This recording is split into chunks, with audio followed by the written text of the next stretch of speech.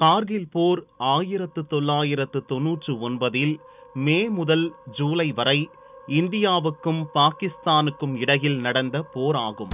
இந்தியாவின் கார்கில் பகுதிக்குள் பாகிஸ்தான் ராணுவ ஆதரவுடன் பயங்கரவாதிகள் ஊடுருவினர்.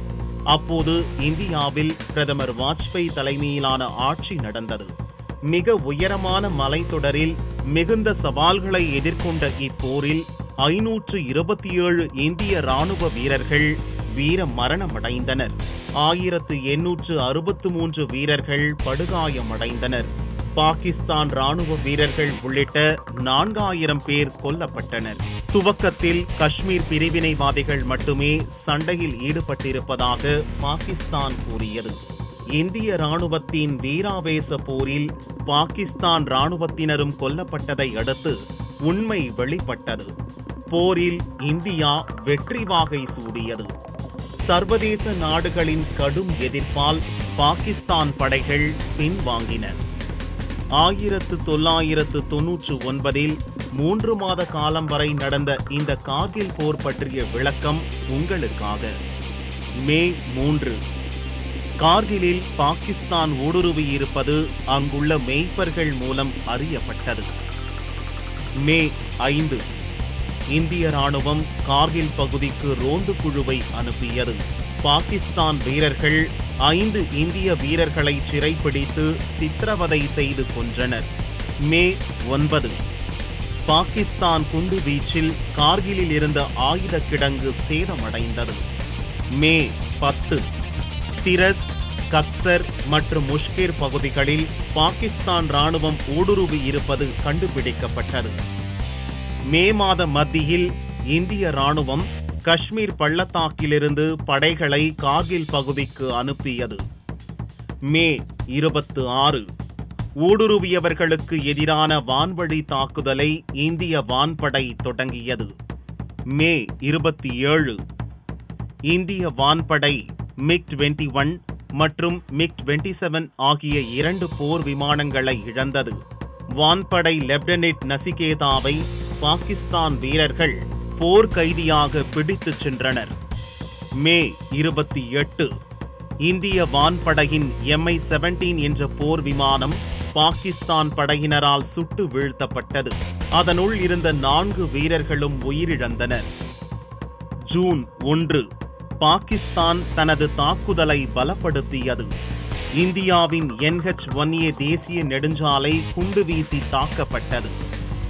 ஜூன் 5 ஊடுருவலில் பாகிஸ்தான் சம்பந்தப்பட்டிருப்பது இறந்து போன பாகிஸ்தான் வீரர்களிடம் இருந்து இந்திய ராணுவத்தால் கைப்பற்றப்பட்ட ஆவணங்கள் மூலம் உறுதியானது. ஜூன் 6 இந்திய ராணுவம் கார்கிலில் பெரும் தாக்குதலை தொடங்கியது. ஜூன் 9 படாலிக் பகுதியில் 2 முக்கிய நிலைகளை இந்திய ராணுவம் கைப்பற்றியது. ஜூன் 11 சீனா சென்றிருந்த பாகிஸ்தான் ராணுவ தளபதி பர்வேஸ் முஷாரஃபுக்கும் ராவல்பிண்டியில் இருந்த பாகிஸ்தானின் தலைமை தளபதி லெப்டினன்ட் ஜெனரல் அசீஸ் கானுக்கும் நடந்த உரையாடலை இந்தியா இடைமறித்து ஊடுருவலில் பாகிஸ்தான் ஈடுபட்டிருப்பதை உறுதி செய்தது.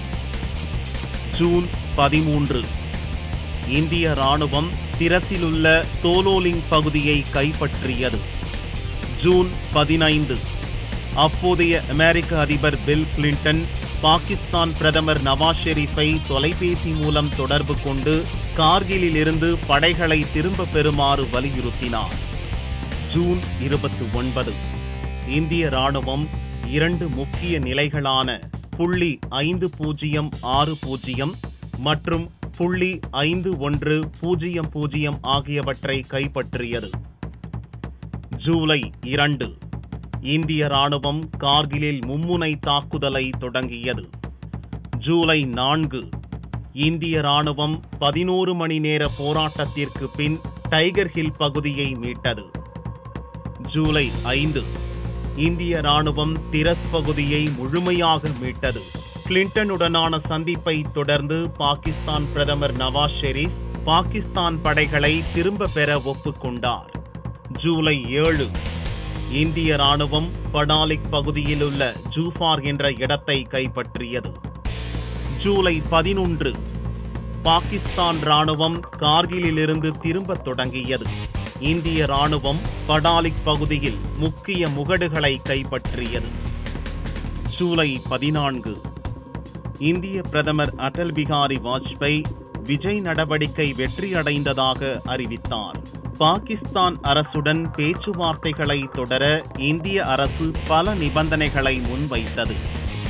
ஜூலை 26 கார்கில் பிரச்சினை அதிகாரப்பூர்வமாக முடிவுக்கு வந்தது.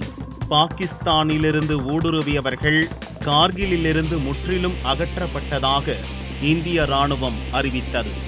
ஒவ்வொரு ஆண்டும் ஜூலை 26ஆம் தேதி கார்கில் வெற்றி தினமாக கொண்டாடப்படுகிறது.